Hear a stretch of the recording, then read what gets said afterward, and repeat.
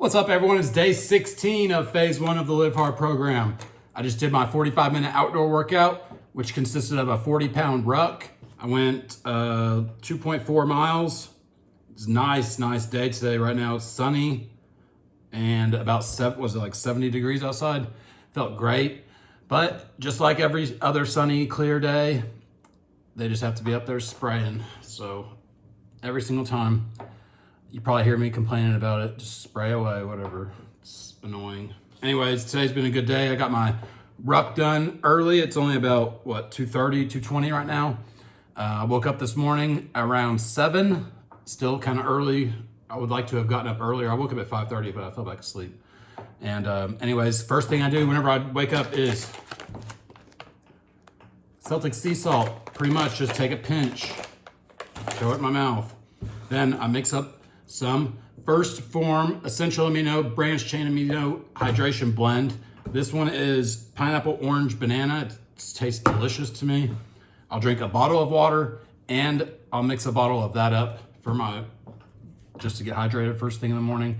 Then I did an hour on my treadmill. After that, I did my cold shower. My hot water still isn't working. I have to change basically a relay, a resistor, or transformer or something. It's not something I'm working on. I'm renting this house that I'm living in, so I can't actually work on it. If it was up to me, I would have already fixed it. But I thought the whole unit needed to be changed out, and I'm not an electrician, so I let the landlord deal with it. So that's what it turned out to be. Like I said, doesn't matter to me. I've taken a cold shower. Let's just make it to where I can only take a cold shower. So there's no possible way to be using any of it hot or not having all the way cold or cheating. So, but that's basically gotten easy. It was kind of difficult getting straight into a shower and actually having to take a shower with cold water, because before I would take a regular shower with warm water and then turn it to cold whenever I was done washing. But now it's like whatever.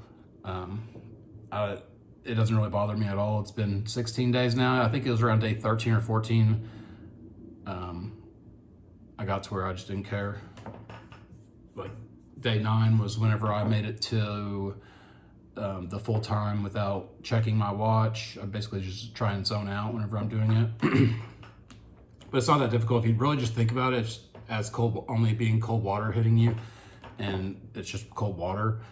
You kind of just like talk yourself into it being not that difficult. And then whenever you get done, that prize at the end, if you can stay over the 5 minutes, I mean, anytime after 5 minutes you could stop. But if you can go another 20 or 30 seconds, that's just more of a win. It feels like whenever you get done with it, and it gets addictive. All these times where you do things that you tell yourself you're going to do, like wake up early or get a workout in or eat healthy or make certain phone calls or do whatever it is you have to do. You get all these wins stacked up, and then you just feel the confidence every single time there's a problem that arises. You know how to overcome it because you've dealt with it in the past. But anyways, today I went to the gym and did a leg workout. I did legs again. I did legs, let's see, I guess it was Saturday the last time I did them. But I did 35 more minutes on the treadmill, and then I did legs at the gym. Basically came home. I had to run some errands real quick and got my workout done. McKenzie has a softball scrimmage today, so I'm going to that. It was supposed to be yesterday, but they rescheduled it. It's at 4:30, but it's home, so I don't really have to go very far, like 10 minutes away. That's why I got my workout done now, and because it was such a nice time of the day. It felt good to get it done. Unlike yesterday, whenever I felt like I didn't really want to do it, today it wasn't so bad. I rolled out my lower back and my hip and my IT band. There's a band that goes from your hip to your knee. It's called your IT band. It gets real tight. Whenever it's really tight, it can create tension in your lower back. So you could have lower back issues, but it'd just be your IT band that you need to roll on it, basically. Roll it out. So I did that on my whole back and my neck and my side like that. I feel a little bit better from that. Still not as good as it should be. I need to basically be adjusted, but just have to deal with it. Maybe hit the chiropractor, maybe not. It's not that bad to where it's like affecting anything that physically to me. I just can't really get up as fast, maybe. kind of tight. So it's getting better, so I'm not gonna really stress about that. And can it keep going? I haven't really had any cravings off the diet today still, so that's a surprise. I went to the gas station and got an energy drink this morning, and maybe for a split second I wanted a sausage, egg, and cheese biscuit, because this place I go to has some that are good, and I mean, I didn't obviously get it, but it looked good for a second. I didn't really think about it after that, so I don't really count that as a craving. But other than that, not really lacking any motivation. Today's fine. I don't really mind being off work and getting in 3 workouts a day, sometimes 4.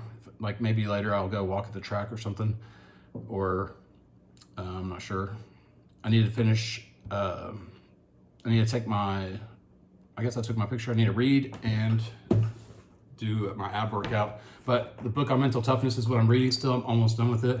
I kind of messed up the cover with it in my backpack, I guess. Whenever I flew with it a couple weeks ago into Vegas, and I flew with it and it got rubbed off. I'm gonna probably bring that to St. Louis with me and try and get Andy to sign it. So that would be cool. And looks like March 8th for that.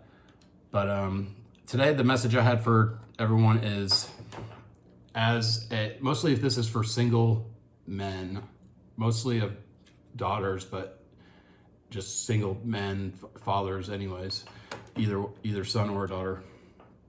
Whenever you have their lives split up like they are, you say, this is mostly for the people that have the woman, the mom, as the custodial parent, right? So I'm talking to single men that are parents, and the kid lives with the ex or the spouse or the mom or whatever you want to call it. This is a message for you. Not very often are you going to be able to, one, get your kids whenever you want, because I know each state has different guidelines of when you're supposed to be able to have your kid and your rights and all that. And in Texas, it's the 1st, 3rd, and 5th, if there's a 5th weekend each month, 1st, 3rd, and 5th, and each Thursday from 6 p.m. to 8 p.m., that 2-hour window. That's the like general visitations guideline for a mom having a kid, or it could be vice versa. The dad could have the kid and they could have that same agreement, but that's the standard agreement in Texas. I'm sure there might be some where it's 50-50 if that's what you agree on, but this is what was set in place for me, and this has been the way it's been since I guess like 10 years, 11, maybe 12 years, and it hasn't changed for me. I haven't tried to get it changed because it really only lasted about maybe a year where it was followed, and then after that it was kind of like I've always just been able to get my daughter whenever I want, especially since the last, I'd say, 5 years, because I work in the oil field and I'm out of town, long periods of time and don't get to see her, so it gets made up as I get to see her more when I am home. But anyways, normally that's not going to be the case. You're not going to be able to see them whenever you want. And it also, even more rarely than that, of you getting them whenever you want, is that you're going to have a say-so in the way that their upbringing is.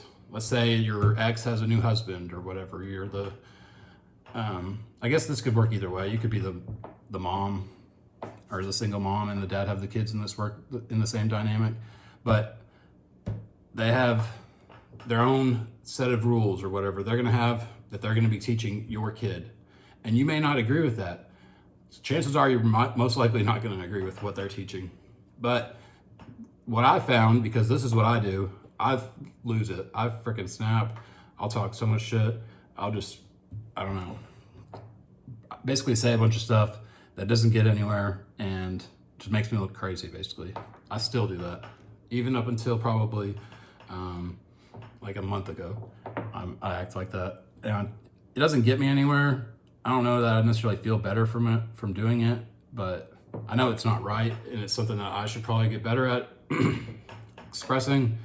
But whenever I don't want something to be happening and I don't agree with what's happening or whatever the situation is, and if it's like the Like it's basically said that you can tell me if you don't agree with anything, but I'm going to do whatever I want type attitude. So it's like, no matter what I say, the other person's going to do what they already planned on doing. And this is going to be, I'm just relating this because I know a lot of people deal with this. But the point of what I'm talking about here is not to throw anybody under the bus or say that so-and-so's bad at being a mom or so-and-so's being bad at being a dad. What I'm talking about and going to get to is how you have to take accountability of yourself and be the person that, one, sets the standard of how you want things to be, whether it's in your life or when it's in your life and when your kid is with you. These are your standards. You have to have specific core values that you believe in, that you teach, whether it's, you always pick up after yourself. You always say please and thank you. You always, treat everybody with respect, no matter what they look like or what's going on with them. And, always be polite, speak up, shake with a firm handshake, those types of things, just be respectful to everybody.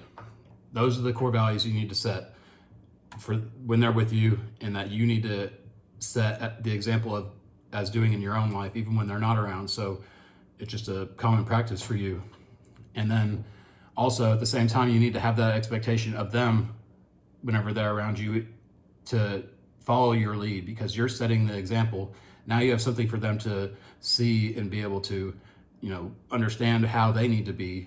And just because you may not have a say so in their parenting when they're not with you, the values and the dignity and the self-respect that you instill to them when they're with you is going to carry on, because they're going to have that.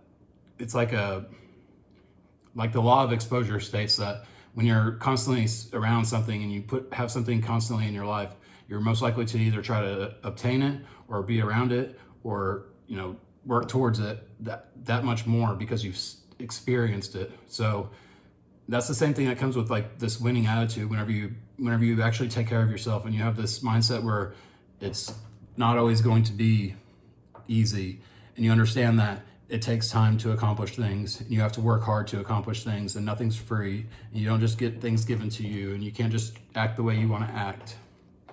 Whenever you have those values and you are practicing them regularly, you have this winning, like, just feeling about you. It's almost like a high, I guess you could say, that you don't want to give it up. So that's kind of like whenever you have to do something. Say that you have to do two things, they're exactly the same, and one's like, let's say one's walking outside, doing your 45-minute outdoor ruck, and you have to do it in the rain. And, one's sunny day and one's raining day, or whatever. You choose the raining day, the raining weather, because it's more difficult. Well, the feeling that you get after doing it in the rain compared to what you would get doing it in the sun is different. It's more exhilarating. It's more exciting. You feel way more accomplished because you know that other people weren't going to go do it. You just feel that much more of a win stacked up. It's still just a minimal part of the scale, but it feels a lot bigger. So you're constantly testing yourself. And that's the same thing that the kids are going to realize, that while they're doing these tests and following these morals and these guidelines that you set. So, yes, I'm speaking for myself, but I'm sure maybe some of y'all can relate. You can't just, basically you need to have a better control over your emotions whenever it comes to something not being done the way you want it to be done, and know that the example that you're setting, because maybe you're not setting the right example, maybe you're not living up to your full potential, and you're being a hypocrite by what you're telling them to do, and you're not even doing it yourself. You need to correct all those things in your life before you expect other people to see you as those things. People used to be able to see me as being, maybe not being a drunk, but like a jerk and like a piece of shit. But 5 years later, here I am, and those same people may not know me now, so they can still assume that I'm a piece of shit because I've only given them a reason to think that I'm a piece of shit. So to be able to correct that, you have to just make it part of your lifestyle, that's how you live from now on. And whenever you set that example, they have something to follow, and then you have a reason to expect them to follow it, because if they see you doing it, that's how they're gonna, that's how they need to live. If they see you drinking when you're telling them not to drink, they're not gonna follow you. If you tell them not to smoke weed and you're over here smoking weed, they're not gonna listen to you. If you tell them to be a certain way and you're not being the same way, they're not gonna listen to you. So don't get mad at them when they don't follow your lead. If your lead or your words, if your lead doesn't match your words. So that's all I got. Learn how to control your emotions, understand that your example matters. And even if you're not with your ex or whoever it is that you have a kid with, you just need to set the standard. Even if you get them the least amount of visitation possible, you have to know that as you live out your life, everything that goes on after that kid is born has to be incorporated into your life. You need to understand whether it's going to hurt your relationship or help. And that's got to be your number one priority has to be that. Yes, you can build your business and do all those things, but if you're bringing a life into this world, you need to take advantage of that and create the best one possible, because sometimes it's not your greatest contribution to the world isn't something you do, it's the person you raise. So I'll be back tomorrow for day 17. Peace.